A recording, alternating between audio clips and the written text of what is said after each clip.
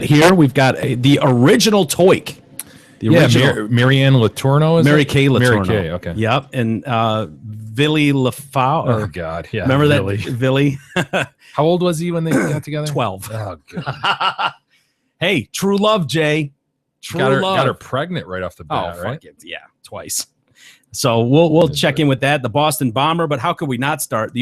Apparently the only thing going on in the world today, since we've got the perfect recipe for the perfect storm, we've got a white cop and a black guy who was gunned down, and this is the story that everybody's been looking for. We addressed it yesterday, and there's not a lot of new stuff really to it. It looks so bad. Oh, and it's brutal. This is one of those things that's easy. When we've talked about 1,000 times, Jay, like, you've got the wrong martyr.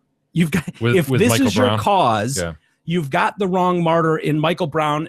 I know a lot of people took issue with Eric Garner, the way that went down. But when you looked at the history of the guy, and I know that's a little sketchy, but he wasn't gunned down. He was put in that chokehold. And I understand there's half the country feels this way, half feels this way. It was justified. It wasn't.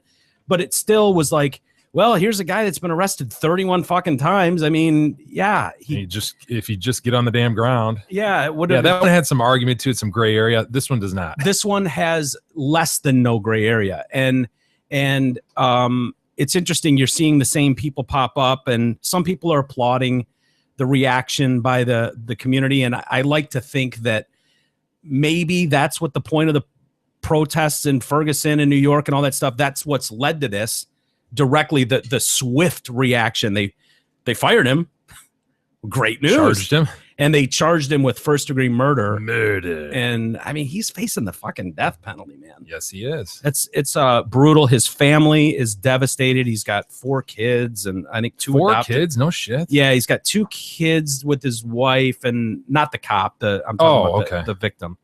And a couple that he's adopted, maybe. Or not adopted, but that his girl had from a previous marriage. Local authorities refused to say. They had press conferences all day, and they refused to say whether other police officers will be charged in the cover-up of this guy in the shooting. And a lot of people are all over them, like, well, aren't you charging more people? They want everybody wants everybody fired and held accountable and all this stuff. But the mayor, Keith Summey, would not answer questions on the involvement of other members of the force.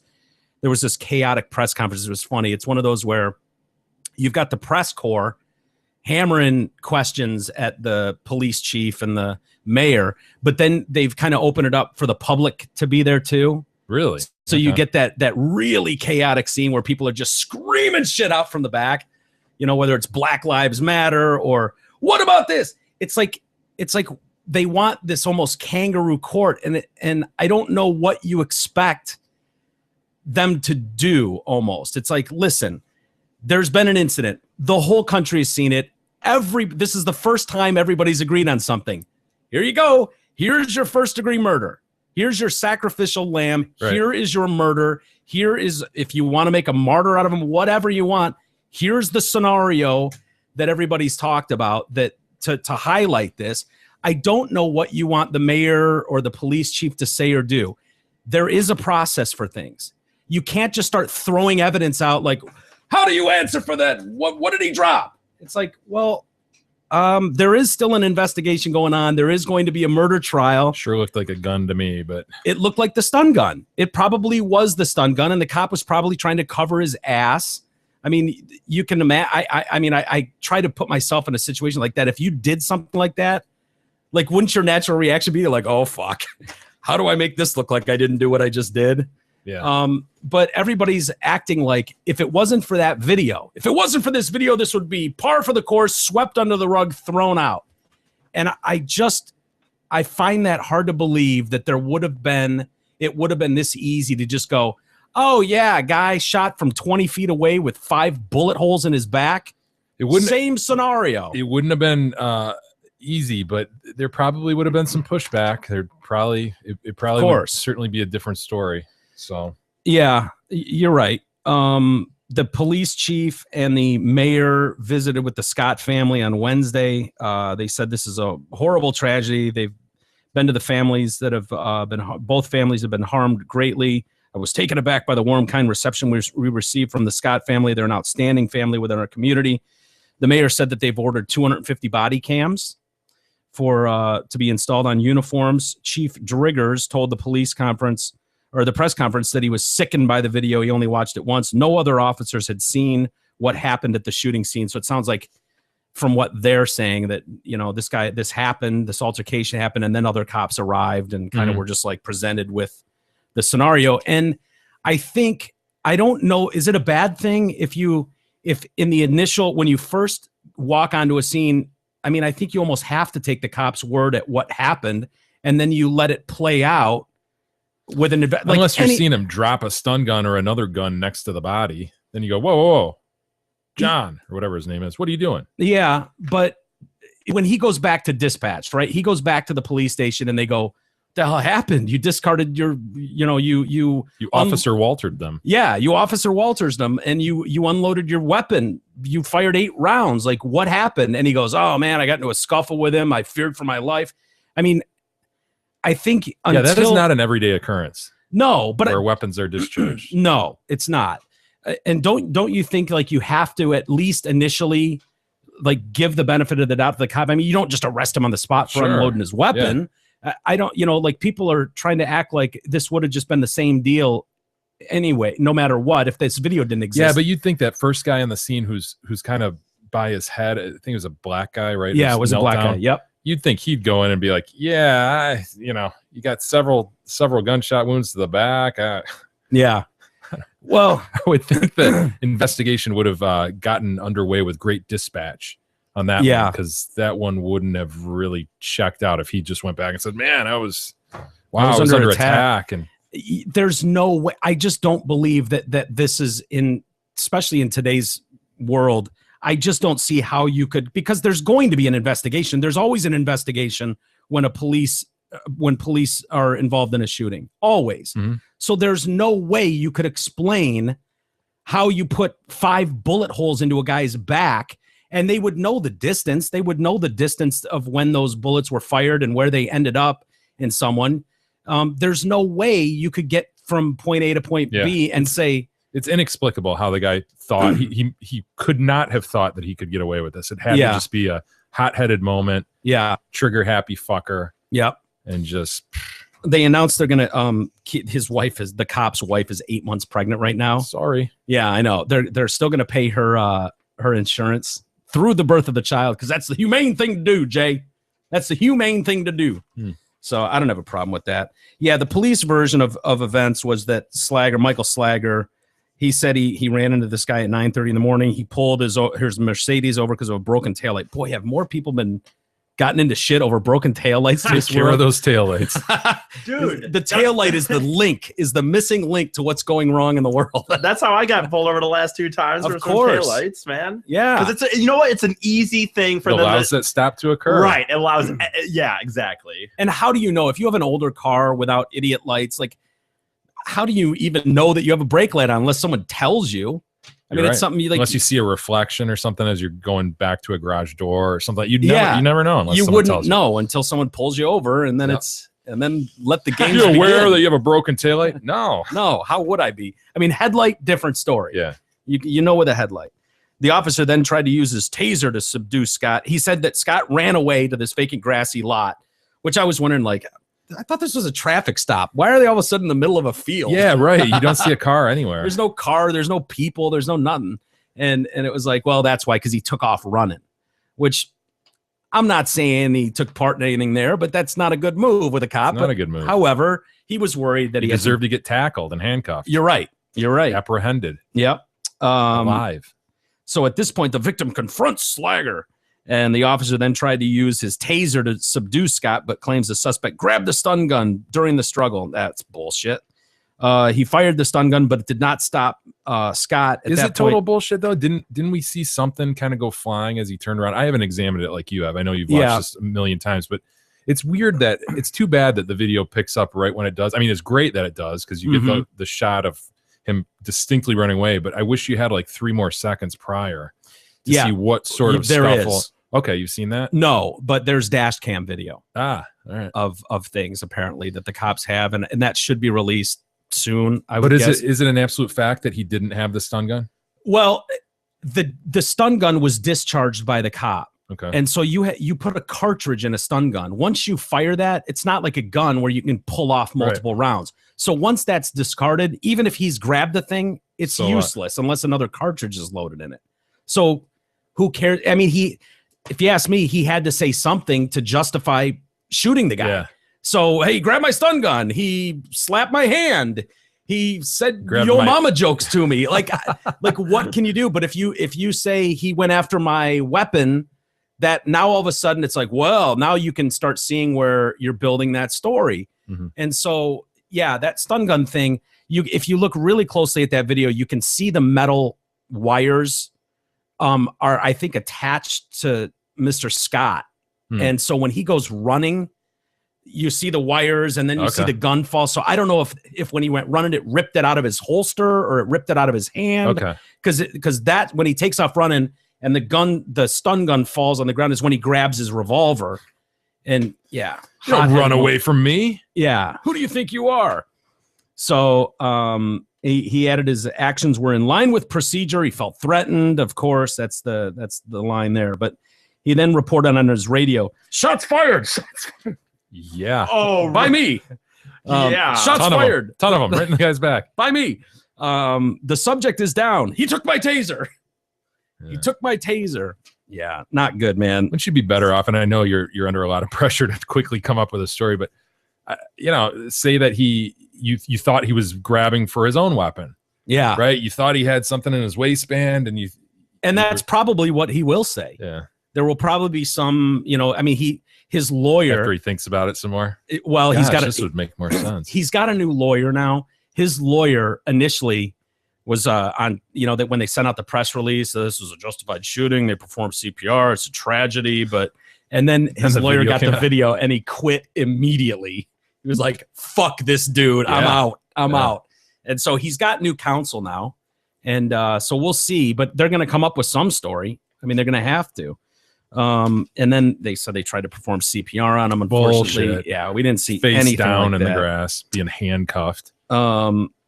Yeah. So anyway, terrible story. The family's doing a lot of interviews. It's so funny to me to see that cycle get rolling. Like first thing this morning, I was watching, I don't know, MSNBC or CNN or one of those, and they had the brother and a local council guy giving an interview at like 9 o'clock this morning, and behind them in the driveway, because they're out in front of the family's home, and in the driveway is one of those big media trucks. Yeah. And both doors are open and people are just really animated, like running equipment in and bring that over here, like waving each other. It's like let the circus begin. Here we go. We're setting up a full studio in this house so we can get the exclusive. It's just disgusting how this shit works, but they couldn't wait to pile into this family's home. And I like to think that if something happened to me, my parents would never. Totally. They would never. I would hope that you guys wouldn't go on the news. Yeah, especially the next day. Yeah. I would think you would have more pressing issues to deal with. Like, I mean, if it was the Grand Canyon scenario we talked about. Well, no, that's different for the show. We parlay that into something. Yeah, you'd have to. It's the only humane thing to do in my honor. Yeah. I don't want a funeral. You can chuck me off a bridge. I don't care. But you will have a funeral at which we will both speak. We've told you that. I don't know that I want E. No, we want E to speak. Do we? Only if you're next to him, so you can kick him in the shins every time he says something stupid. Don't worry, I'll be good about it. Would you get emotional, E? Oh yeah, you would. Yeah, would you break down? Probably. I don't know if you have emotions in you. He would. Yeah. I gotta be honest. He's the only person other than Tony who ever believed in me. I that- wonder if he's up there looking down at the moon tonight too. The only I don't know. The I only probably reason would. you would get emotional is if you a it would be personal like, loss. the A loss. yeah. I don't know what I'm gonna do now. I'm gonna be stuck mopping floors at Zot forever because of this son of a bitch here. Couldn't he have lived his life healthier and safer? Why does the fucker have to be so fat? I don't know why you're dying of obesity. Apparently, that stresses me out. You're putting me closer to the gravy with comments like that. His little heart just gave out. Couldn't handle it. Pumped away as long as it could. Little fella just kept going. I think that's a crazy thing. The heart to me, I was talking to my friend about that. Like it's this muscle, and you just that is like that in the brain for constant, sure. Like right? You need it, and it's just this thing pumping 24/7. When was it that you realized this? Like your whole life though, and you just hope it goes like 80 years. Yeah, you do need your heart. It's crazy to me. Well, hey, what did she say? Zot Ford's different from most dealerships in several ways. They listen to and love the Detroit Cast. They've won Ford's President's Award 3 years in a row and 4 times in the past 5 years. This award is only given to the top 10% of dealerships in the country, and this means they deliver their customers the best experience possible. They also employ Big E, one of the greatest moppers of all times. Finally, Zot Ford has free delivery. They will deliver your new or pre-owned vehicle to your home or office. There's no need to load the kids into the family truckster. Simply go to zotford.com, search their massive inventory, pick the vehicle you love, and give them a call. Then, like magic, they'll bring you your new car, truck, or SUV right to your doorstep. It's that easy. P.S. They won't send Big E to your home or office without your permission. They are smarter than that. So don't think that you have to have the fuckface drive your car. No, I don't. Definitely wouldn't. But, dude, that's huge, man. Freaking home delivery of that stuff. Yeah, that's awesome. That is a very cool feature to have someone where you don't have to take the car and they'll come to you. Or, yeah, that's very cool. How about did you see Dzhokhar Tsarnaev? Piece of shit. Yeah, he's guilty. Wow. Yeah, shocker, right? Yeah. I mean, really? What did you think of their defense strategy? I didn't really think much about this case, to be honest. What was it? They're basically saying that the brother let him along by the nose. Yeah, I mean, how convenient. The dead brother. Yeah, I guess you have to, right? I guess that's the only thing you can really. And this lawyer, I think it's a female actually that was the lead in his defense, and I want to say that she has done a lot of these high-profile cases, death penalty things, where her job is basically just to stop them from getting death. Yeah, to stop them from getting death, and that's what she basically did. So her defense was, look, he was there. We don't deny it. He took part in this horrific shit, but he was just being followed around by his brother. Kid. He's just a kid. She kept calling him a kid and a teenager because he was 19, right? Something like that. I think so. And the 23-year-old, right, is Tamerlan. That sounds right. Yeah. No, that's smart, right? Because if you try to, bite too much off and say, he didn't really do this part of it or that part of it, it's better to just accept it, but then try to minimize. Kind of the Hernandez deal. Mitigate it to some extent. He was there. Right. We're not denying he was there, but he didn't pull the trigger. I don't think that matters, does it? No. If you and I go and some guy gets murdered and you and I start pointing the finger at each other, aren't we both fucked? Yeah. I mean, that's not going to work. Correct. Not usually. If it did work, would you mind if Hernandez was a lion? I mean, he's still young. He's a sweet tight end. I mean, he really is. He could probably help the team tremendously, Jay. They will not have Ray Rice and they will not have Aaron Hernandez. They don't care about winning. Yeah. The Lions, put it on record, the Lions don't care about winning. And they'll never have cheerleaders either. Ugh, lame. Disgusting. For what it's worth, the 49ers were a dog shit team until the Gold Rush got there. Is that right? Once the Gold Rush, which is what they call their cheerleaders, got there in 1979 or 80, 81 Super Bowl champions, 84 Super Bowl champions, 89 Super Bowl champions. That proves it. That's all the evidence I need. So once we get some the silver bullets or whatever. The silver rush? Yeah, there you go. Who knows? They will never. You know that, right? Why? Because of the Fords? Yeah. I don't understand. Like, too conservative. Yeah. Like, okay. Anyway, Mr. Tsarnaev, Dzhokhar, has been found guilty of Mr. Tsarnaev. All 30 counts. Ouch. Yes. And 3 or 4 of them had the death penalty attached. A lot of them have the death penalty. Yeah. He was found guilty of using a weapon of mass destruction. Killed only 3 people. It's a miracle only 3 people were killed. Yeah, no kidding. I was kind of reflecting on that as well. Like, wow, a lot of limbs lost, but only 3 people died. Yeah. And like 240 injured or 260. He was emotionless with his arms folded. He's been a real dickhead this whole trial. Stupid hair. God, I hate his hair.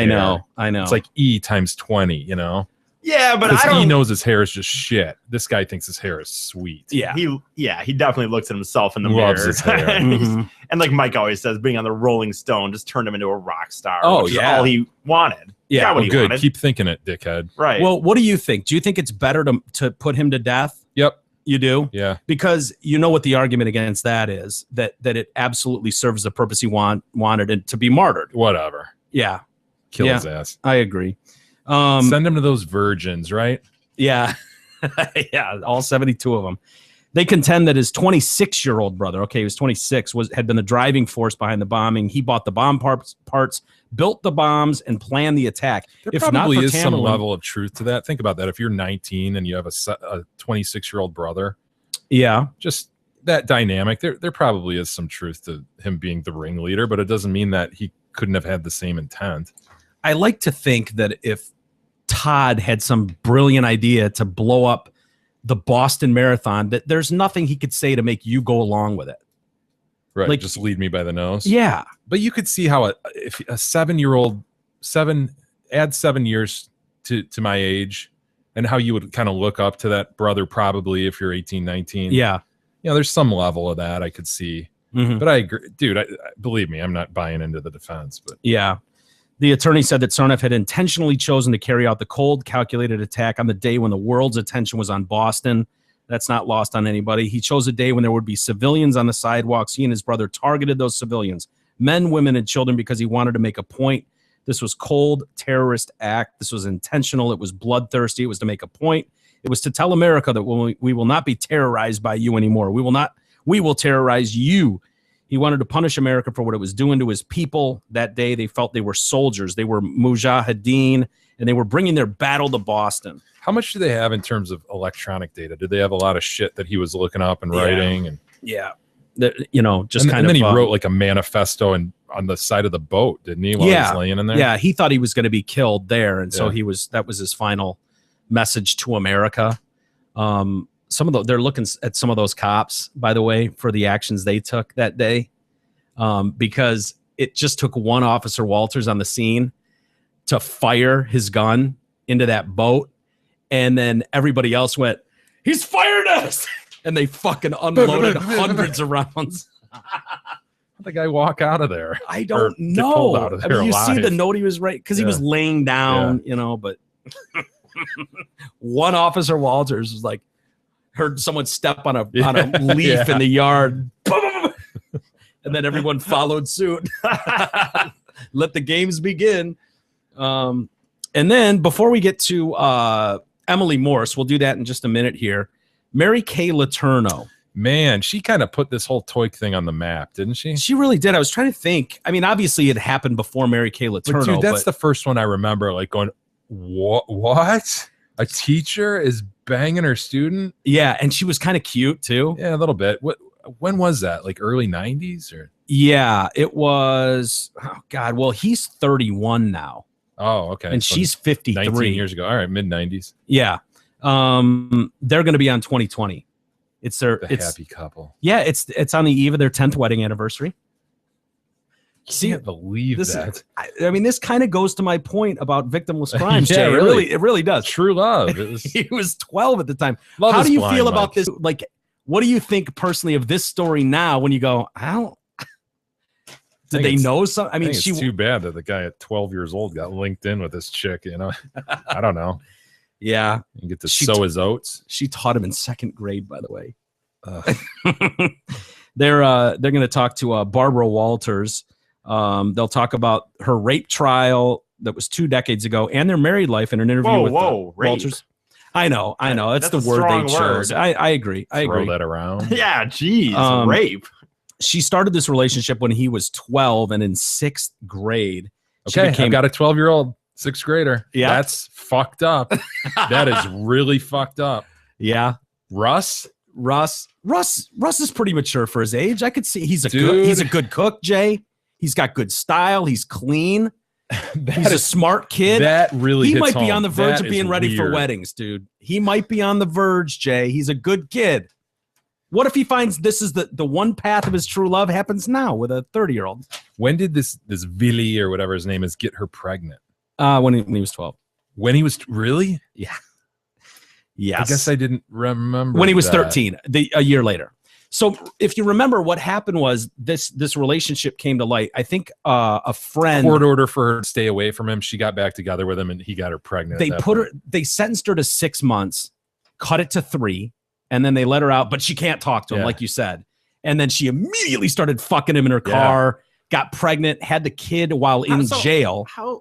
I'm trying to think. So the kid is like, how old? 13-year-old boy. Oh my god. Well, she got pregnant and then went to jail for 3 months. Was ordered not to see him again, and she did. Wasn't she married too? Oh yeah, with like 4 kids. Really? Yeah. Oh yeah. God.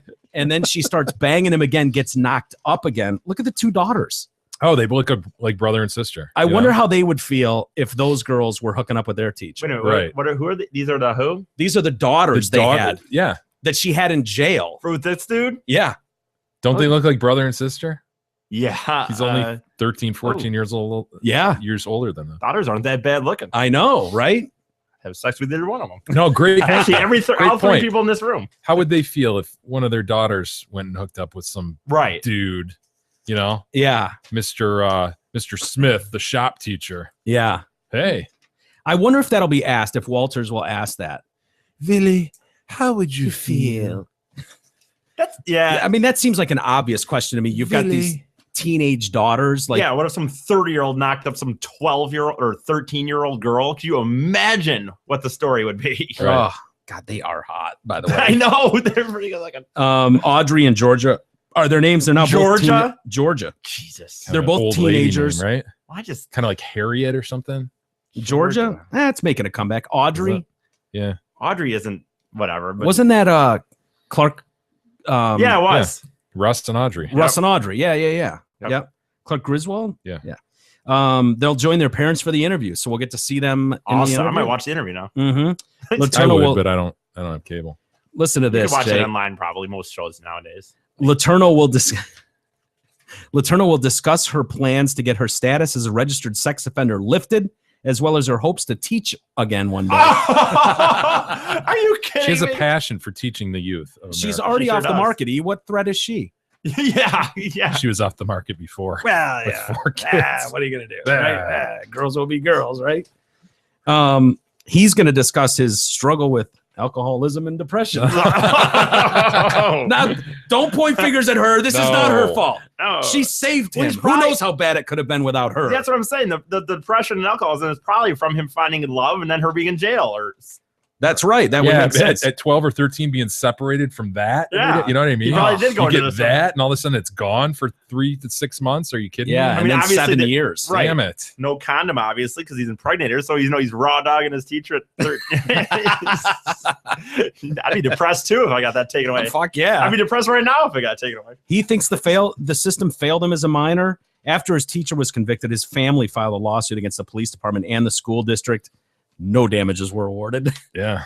You know, because there wasn't a victim. You have to have a victim if you're going to award You can't just be damages. suing for good. Well, and if there had been damages, wouldn't it be right to give him back had he been awarded anything? I mean, they've lived happily ever after here. Yeah. It wasn't damaged in any way. And it would basically, the lawsuit winnings would go right into his pocket because he's still with her anyways. Right. So they just like, just a transfer of funds. yeah, from the city to their own bank account.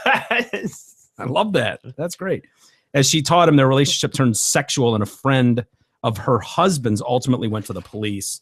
She was like, something weird's going on with this 12-year-old and this teacher. Something Anyway, awesome's going on. yeah. So I don't know. Interesting, but When is that airing?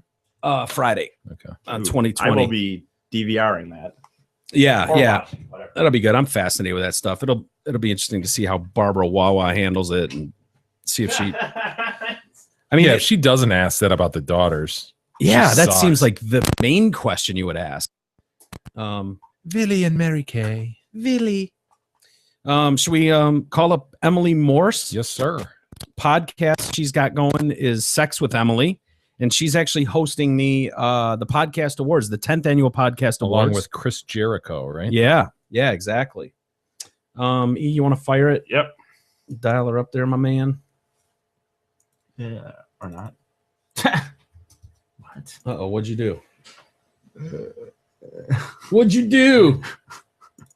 Don't know how to work your phone machine-y? Oh, shit, that's not the fucking one, dude. Oh, look at E go. Well, it's not on this fucking stick because we. Oh, E. All right, give us a second. We'll call her up.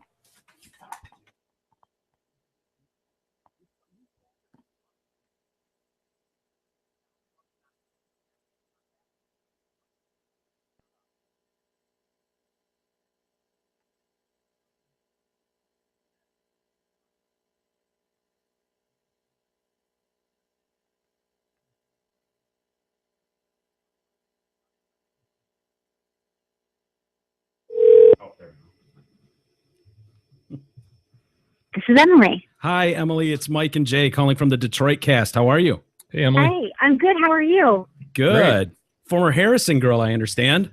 Yes, it's true. I went to Harrison. Where'd you guys go? Yeah, we both went to Harrison. Yep.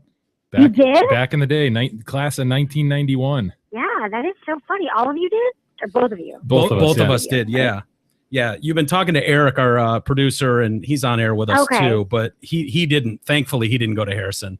Just Jay and I did. That's so funny. So we might have been. So I graduated in 80. You graduated in 91.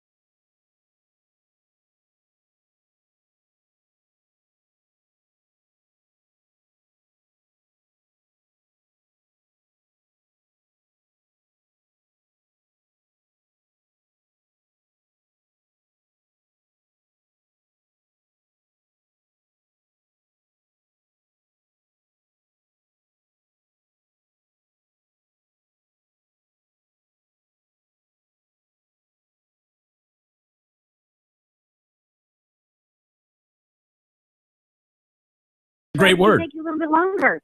Yeah. Or 3 times a day just might be too much, so that's fine. That's okay, fair. but we're not like, oh, I can't believe you couldn't come a third time. We're glad that you tried a third time. Okay. Yeah, Jay, I tried. Yeah. You tried. Nice, good effort. You get an A for effort. Hey, here's another thing that we've talked about many times are these teachers who are getting all this trouble having sex with underage students. Seems like an epidemic now. What is going on here? I mean, what's your explanation for this? It seems like every day you could do a story about these teachers. I know it really does seem like an epidemic. I mean, I think it's like really. I think that the lines are really, really blurred, and that teachers, gay people, are getting into the profession that maybe they weren't have in the past, and I think that with sex and porn, everything becoming so prevalent that there's less boundaries, and kids are becoming sexualized at a younger age, and that these teachers are getting more and more exposure to that there isn't the boundaries anymore, and it comes up and maybe lines are blurred. I don't really know what it is. It's that everything in our culture has become like highly sexualized. No, I think you're right. It's sort of the perfect storm of stuff going on. Well, it's funny. There's this double standard that goes on with male teachers, and we immediately go, oh, what a psychopath. He's hooking up with a 15-year-old student of his. Monster. You're like, monster, throw him in jail, throw away the key. When we see these cute girls, as guys, we know what that drive was like in high school, where it was like, you just want to break that seal and get something. Victimless crime. It seems almost like a victimless crime. And I know that's horrible to say in society. Yeah. But the reality is of it, I just don't think that you're harming these male students like you would a female student, if that makes sense. Oh, I think you are. Oh my God, you are, because in like their first experiences, I mean, who knows what's going on? But the story, Emily, for full disclosure, I hooked up with a babysitter when I was like 10 or 11. I got titty and made out with her a little bit. But that was as far as it went. It's led to this point now where I've got this amazing story about hooking up with a babysitter at 10. I don't feel like it scarred me or warped me or made me look at women differently. That's just my opinion. Mm-hmm. She's not buying it. I mean, that's your opinion. It was a great story. Yeah. And so, but I just think that, there's a lot of kids. I mean, if they're younger kids, 14, 15, I mean, how old were you? You were 10. 10 or 11. There are certain ages where it would have more. I think it's going to affect you at any age. I bet you it has affected you in a way that you don't even know yet. Like how? You guys both married? No, I'm not. Okay, exactly. I've never been married. I don't have kids. But I am, Emily, and I have a personal question for you real quick. I'm married, going on 17 years now. I have 3 kids under the age of 13. And my wife and I, we tend to find ourselves in our closet more than anywhere in the house. Having sex? Yeah, because we're trying not to make a bunch of noise, and we're kind of doing it on the down low and stuff. Is that normal? No. I love that you guys are making time to have sex. Does the closet lock? Yeah, I mean, we're locking the door to the bathroom, which then leads into the closet. So it's kind of a little walk-in area, and we're just hitting it in the closet. But there might be a child in the bedroom. There is no with child. A stopwatch.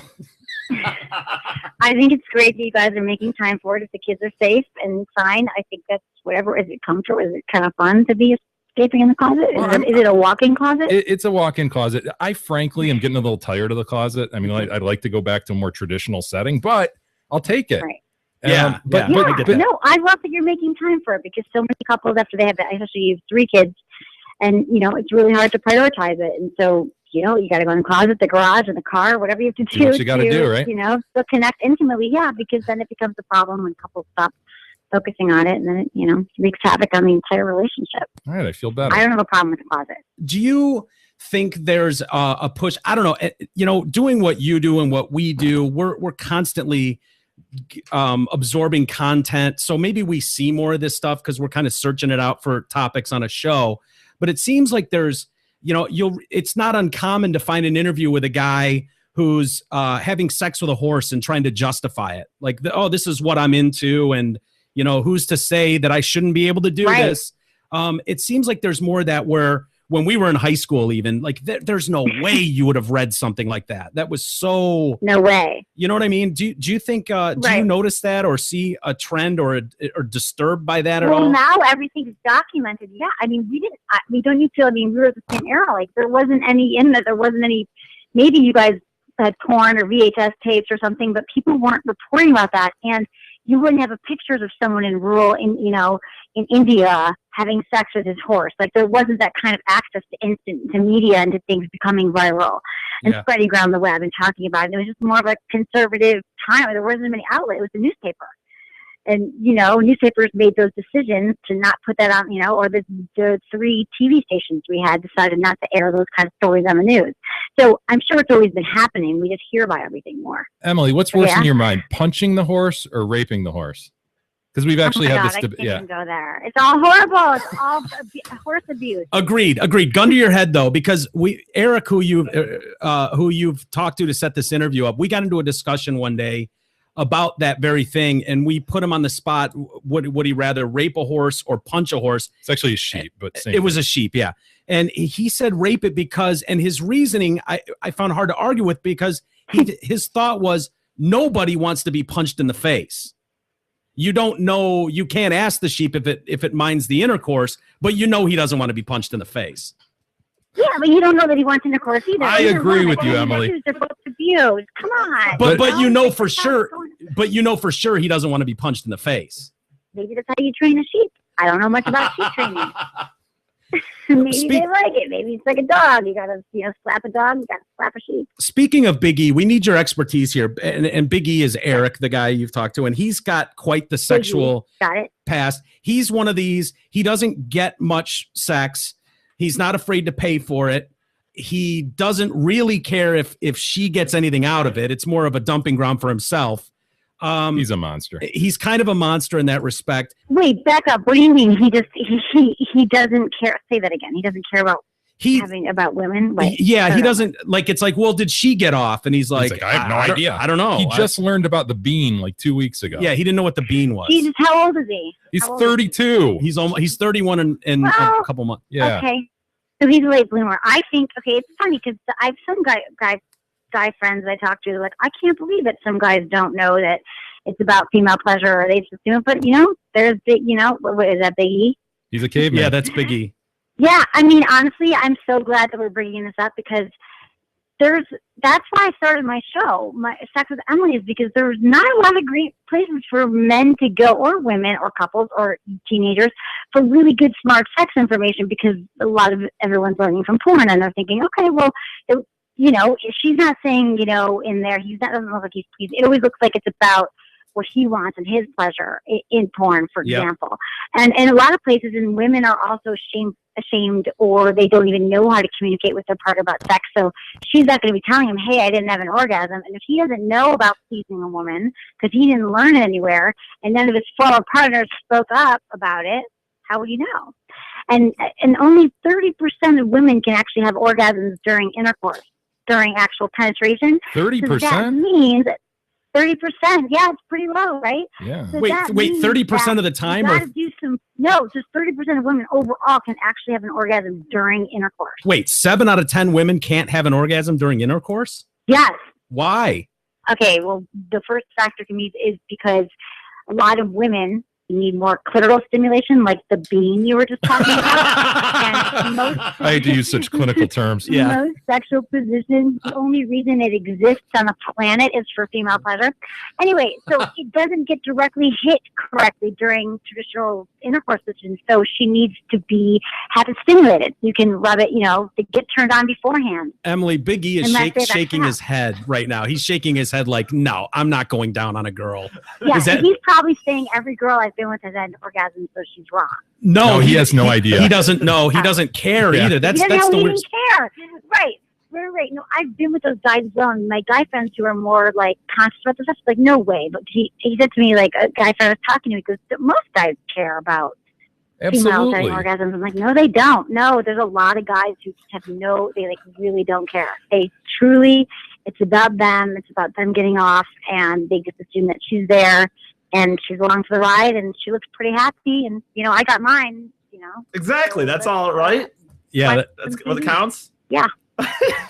The other thing we need to bring up with you with in regards to Big E, we've talked a lot. We've kind of we kind of play doctors on the show, and we've dove headfirst into his past and childhood, and he would do stuff like beat off on a family vacation, sitting in the family truckster, like in the back of the van, And unbeknownst With to the family, driving. yeah, with the family cooking down the freeway, he's getting his in the back by himself. And so Jay just brings up like, well, what did you do when you finished? What did you do with it? And he was like, just let it fly. It lands where it lands. And that's kind of his attitude at home. We found out too, is like, if it lands on my stomach, that's where it dries. If it lands on the couch, that's where it dries. Is he a bachelor? Is he married? Of course he lives in his parents' basement. He's happily married with a couple kids. No, of course he lives in his parents' basement. He's a monster. For real? Yeah, for real. Yes. 32 years old. Say hi, Eric. 31 years old. Yeah. Hi, Eric. We should talk. Yeah. So women. Is that normal? Move out of your parents' house? What? No. I mean, is it normal? I don't know anything about what guys normally do with their ejaculate. Well, what guys do with their ejaculate, typically, if you'd like to know, they tend to wipe it off so you can keep some tissues by your bed. A lot of men use their socks or their shirts. That just seems like a lot of. Yeah. That just seems like a lot of time and effort. You don't want to wipe it on your sheet. Oh. What do you guys do? I don't think it seems like normal. Yeah, clean up with over. Kleenex would be appropriate. Yeah, there's some level of cleanup for really sure. Popular. That's Kleenex is really popular. A facial tissue. Kleenex is a great option. Facial tissue, whatever. We don't need to endorse Kleenex, but no. Right. Facial tissue, wipes, even by your bed, just right there in the nightstand where you have your lube or porn or whatever you do. Yeah, come on. I watch it on the computer. But I was going to say that when he has women over, which I'm not sure that he does if he lives with his parents, but if he sneaks into the basement, women get really grossed out by crusty sheets. Yeah, I'm not having a lot of girls back to my parents' house at 31. Yeah. So we'll cross that bridge when we come to it. Yeah. We don't want to let you go without mentioning that you're co-hosting the podcast awards. Yes, I am with Chris Jericho. Are you guys going to be in? Are you going to be in Vegas? Big E will. Big E will. Yeah, you can meet the one and only Big E. I was going to say we'll shake hands, but maybe not. Good decision. We don't encourage that, but yeah, we are nominated for 2 awards actually. Congratulations, you guys! I saw that, so I will be presenting the awards. And I hope that everyone checks it out. And you can. My Twitter is Sex with Emily, and Facebook, and all that Instagram. But we'll be sending out information, and you guys will probably will be too about. People can actually watch it live. Okay. Stream the event live. Yep, I just found out we had our first call about it today, actually, with all the details. So it's April 14th. I think it starts at 6:30. On the West Coast. 2 awards. Yeah. On the West Coast, exactly. So 9:30 your time, right? East Coast time. And can you guys? That's amazing. How long have you been doing your show? About a year. Okay. Yeah, we don't honestly. Harrison Hawk. Yeah, Harrison Hawks. Yeah, we don't know what to expect. We've never, this is all new to us. I come from a radio background. Jay's actually a lawyer, and so we don't know what much to expect from this. I'm assuming you've done this before or been there before. Well, 10 years ago, I went to the first podcast convention. But yes, I was there before 10 years ago. It's come a long way. I think it's really exciting because podcasting has really changed so much, and people really are listening to podcasts more and more as their main source of entertainment. They're, not on the radio. They're, so I think it's great. So they're expecting like 800 people, and it's going to be Chris Jericho and myself just introducing there's 22 categories. You guys are nominated for comedy and for People's Choice. Yep. Very impressive. I'm nominated in the mature category. Ah, nice. It has nothing to do with my personality, just my subject matter. But yeah, so you guys should be watching and tell your fans to watch. We will do that. Also, it's sponsored by Podcast One, and that's a great app. Like I get asked this all the time. People want to know how to listen to podcasts if they don't have iTunes on their phone or they don't get it, that they're free. You could download the Podcast One app that works on any smartphone and just stream any podcast. I don't know if you guys are on that platform or Stitcher. Stitcher's another great one. Stitcher for sure, yeah. Yeah. Emily, thank you so much for the time. It's good to see a fellow Harrison Hawk doing well out there and representing. I love it. Yeah, it's very cool. It's very cool to talk to you. Good luck with the podcast awards. Good luck with Sex with Emily. Thank you so much, you guys. Yeah, and Kegel Camp too. That's the app, right? Kegel Camp. I'm doing it right now. Yeah, that's my iPhone app, Kegel Camp, and I have a book called Hot Sex, over 200 things you can try tonight. If you go to sexwithemily.com, it's all there. So thank you, Emily. Thanks, guys. Thank you. Hey, good luck. All right, thank you. Bye-bye. Bye.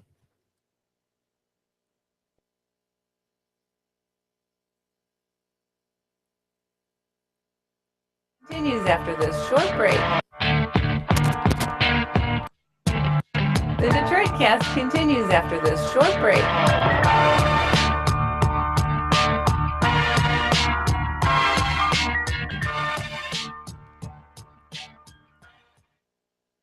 Hey there, Detroit Cast listeners. It's Steve Gabarra, the general manager at Zot Ford and Holly. Hey there, Detroit Cast listeners. It's Steve Gabarra, the general manager at Zot Ford and Holly.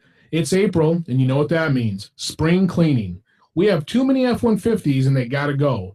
Right now, get over $14,000 off a brand new 2014 F-150 Super Crew XLT 4x4.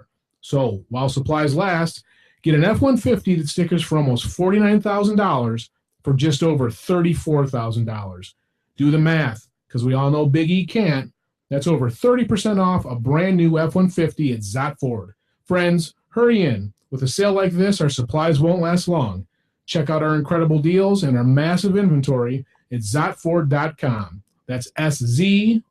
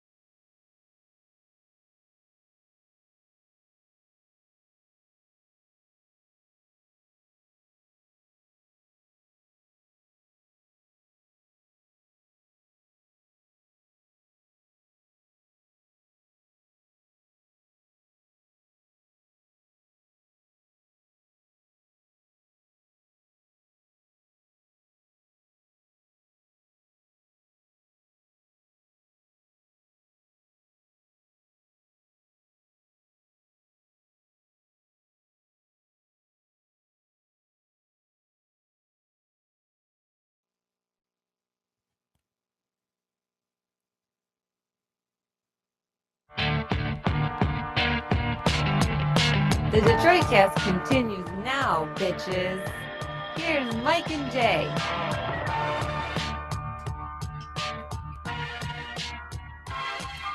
Welcome back to the Detroit Cast on a Thursday with Mike and Jay. And quite a few things to get to yet. Why don't we start with the head transplant? What a great idea. Yeah. The question is, if you were in a situation where I needed a new head, well, or your body just was being a dick and it sucked, but my head was fine. Your head's cool, it's all right, but it would do you a lot of good if you plopped it onto a decent body that wanted to play ball. Would you? Because that's kind of the question here. If you had nothing to lose, and this is the doctor we talked about before. I didn't really recognize his name, but this is the doctor. I mean, it's not that there's a lot of doctors all out these there guys out there cutting heads off, trying you to gotta cut do heads it off. quick. Yeah, that's the thing. You got to cut them both off quick. Yeah, and quickly switch the head on. Well, this guy has a fatal medical condition, and he's set to become the first person to undergo a head transplant. In what country? He hopes it could be as soon as next year. He's Italian, I believe. Yeah, it sounds like something that would be going on in Venezuela or something. Yeah, Mexico. Valery Spiridanov says he is ready to put his trust in controversial surgeon Dr. Sergio Canavero, who claims he can cut off his head and attach it to a healthy body. This guy looks like a little no-sage, doesn't he? Totally, he does. Yeah, that's a weird chair. He's got the computer. He's got a healthy looking head. I'll give him that. His head looks relatively healthy. Mr. Spiridanov, he's 30. My decision is final, and I do not plan to change my mind. As a lifelong sufferer of this rare genetic Werdnig-Hoffman muscle wasting disease. Anytime muscle wasting disease. He says he wants the chance of a new body before he dies. Am I afraid? Of course I am. But it's not just very scary, but also very interesting. You have to understand that I don't really have many choices. If I don't try this chance, my fate will be very sad. With every year, my state is getting worse. These two have talked during Skype. They've never even met, the doctor and patient. He's received many email and letters from people seeking the doctor procedure. Just wants somebody. Oh, anybody. Yeah. Sure. Anybody. You got a head? Great. Do you have a head? Perfect. You think he's in contact with ISIS? I mean, he's looking for some fresh bodies. I mean, it seems like there's a joint venture there brewing or something, right?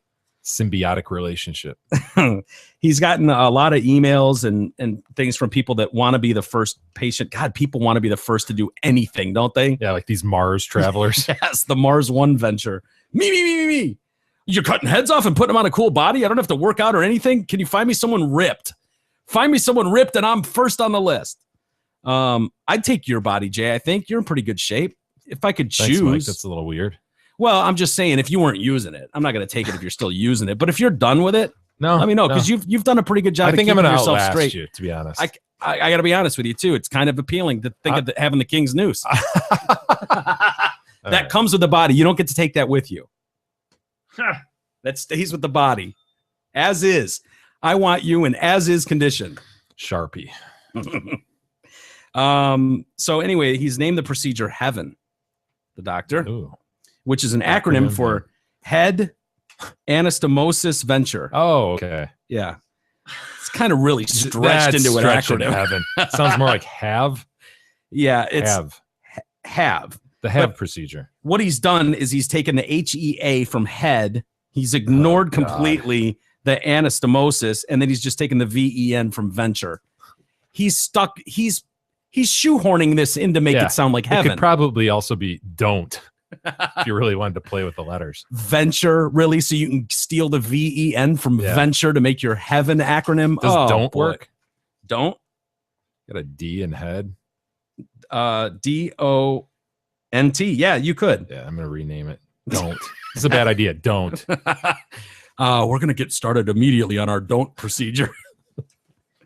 We've taken the D from head, the O from anastomosis, and the NT from venture. Perfect. Yeah, it works. It involves the surgical connecting of the two parts is what anastomosis Now, how did they deal with a severed spinal cord? Yeah, it's not for you to worry about. The doctor's got that shit, Jay. He's on it. The director of the medical ethics at New York University has described Dr. Canavero as nuts. The president does it say nuts, quote unquote nuts. This guy's crazy. The president-elect of the American Association for Neurological Surgeons told CNN, "I would not wish this on anyone. I would not allow anyone to do it to me, as there are a lot of things worse than death." Oh. The cost of the 36-hour operation is it's about $10 million, $12 million. Yeah. The new body would come from a transplant donor who is brain dead but otherwise healthy. And you can see the diagram there, Jay. I mean, it looks very, very medical. Oh God. Look at the diagram. It's like somebody sketched it on a napkin. Hey, got to start somewhere, right? This looks like a volcano or something. Well, that's the neck and shoulder area. Yep. This is absurd. Well, it clearly points out the spine. Spinal vertebra. Yeah. Yeah. Oh, very detailed. Yeah. Do you remember too when he said it, when they make the cut, it's going to be a sharp, very fast, very sharp knife. Yeah. So, well, you don't want a jagged blade, rusty blade going in there. I mean, you have to have a very, very, very sharp knife. Yeah. It's going to be really fast. Like it's just going to be like a shell game. Do it quick. What about the because it's worded on here. What about the jugular? It's on there. I know. Don't worry, he's got that. He's got 3 things on there. But when you cut it, there's only 3 things in there. I know, but when you cut it, no, that's why it has to be fast. Oh, okay. It's spurting. What he says is both donor and patient would have their head severed from their spinal cord at the same time, almost instantaneously, with an ultra sharp blade. The patient's head would then be placed onto the donor's body and attached using what he calls his magic ingredient. Oh, you always love to hear a doctor with a magic ingredient, quote unquote. Hey, as I said, he's got this shit. He's got the magic ingredient. Do you have the magic ingredient? Can you imagine how this really goes? He cuts off the head and then quickly moves the other one over, and it's just kind of like jamming it, kind of like. He's got a stapler, and he's just stapling the neck back together. Some needle nose pliers. Hold still. Quick, suture. Quick. The thing's just bubbling over. As he aptly points out, the jugular is just spewing, flowing. Yeah. What if he happens to drop it a little bit, or if he gets a little nervous? I mean, sure. It's got to be nervous the first time doing this. Oh, I'd be livid if I woke up with a black eye because he dropped my head during the procedure. Or if it's a bit askew, just off a little bit. You're on backwards. Always looking like kind of to the right. Yeah. He says the magic ingredient is a glue-like substance. So he's slapping some Elmer's on your neck to make sure that it holds. That's to fuse the 2 ends of the spinal cord together. How can this? He's discovered the means of fusing a severed spinal cord. Glue, magic glue. If you could do that, ingredient. Then couldn't we just be fixing spinal paralysis? Right. That's his I end thought that game. was like a major medical frontier. Am I wrong on that? I don't know. No, you're not. Science. This guy's got that shit. He's going to break through, though. He says laugh all you want. When you said space travel at some point, people laughed, and then all of a sudden here we are on the moon. So get used to it. Heads are coming. The muscles and blood supply would be stitched up. So there's your jugular issue, E. Yeah, stitch it up, E. As I said, he's got this shit. You just stitch it up, E. What does he do with the blood that's pouring out at a very fast rate? You stitch it up. Duh. Oh. Hold a suction. Have a nurse. But how's he gonna nurse suction stat? But wait a minute. That's how you deal with that. Wait a minute. So you got the head. Problem solved. You got the head here. Yeah. It's cut here quickly, very quickly. How is he gonna sew the inner part while he's sewing the outer part? Don't worry about part of the magical formula. Oh, sorry. Never mind. I mean, we all knew that. We'd all be doing it. If it was easy, we'd all do it. That's right. We don't have the magic ingredients or new bodies, I guess. Like Lego heads, just interchangeable. That's such a great point, too. The idea of a doctor trying to gain credibility and using words like magic ingredient. Yeah. That's a quote, magic ingredient. He said the patient would then be put into a coma for 4 weeks to stop them from moving while the head and body heal together. Sounds plausible. If successful, his pioneering procedure could give new hope to thousands of paralyzed and disabled people. This guy with this rare muscle wasting condition, he got that at the age of 1. The disease progresses every day. He says most people don't live to be 20. He's already 30. My muscles stopped any development in childhood. Because of this, they do not grow, and the skeleton gets deformed. The back muscles cannot support the skeleton. His family fully supports his decision to be the first human to undergo such surgery. Dude. Yeah. I can't wait. God, we take our health for granted, don't we? And our heads. No, Yeah, you're right. think about You that. don't This even poor think. guy, you Yeah. know, from the age of 1, his bones are growing wrong and muscles and shit. You end up this But- little hunchback dude in a wheelchair. I mean, But that's all he sucks. knows. It's not like I think it'd be worse if That's no, all he like personally 15. knows, but he can look around at Yes. everybody else and go, wow, I don't have the fucked. freedom that just sucks. Yeah.